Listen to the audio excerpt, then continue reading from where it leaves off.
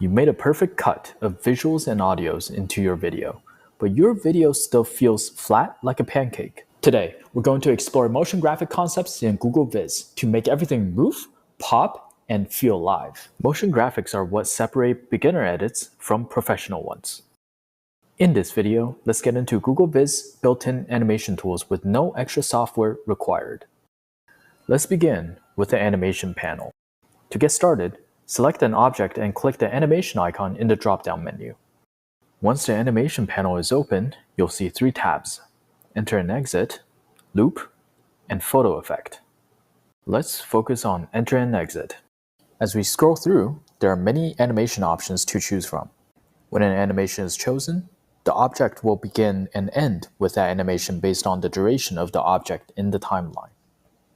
However, if we look at the option down here, we can separate enter and exit animations. When this is enabled, we're able to introduce new in and out animation combos, just like if we were at a McDonald's. The animations in the loop section will keep your object animating throughout the duration that it's up.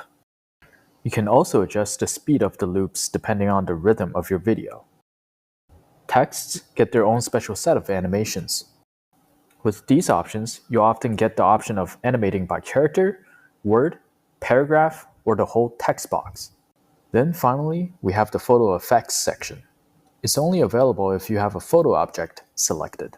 These animation effects will allow your photo frame to stay in place while the photos inside are animating in loop. And these are your building blocks within the animations panel. Using photo and shapes. Combining shapes with photos or videos along with different animation, like a scale, then slide, can give your scenes a dynamic entrance and exit.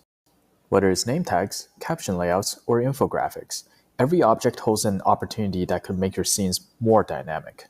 Try to coordinate animations between objects and scene transitions. Sometimes they can work really well together, like fries dipped into milkshake. Onto scene transitions. To add scene transitions, click this button right between the scenes to add a transition.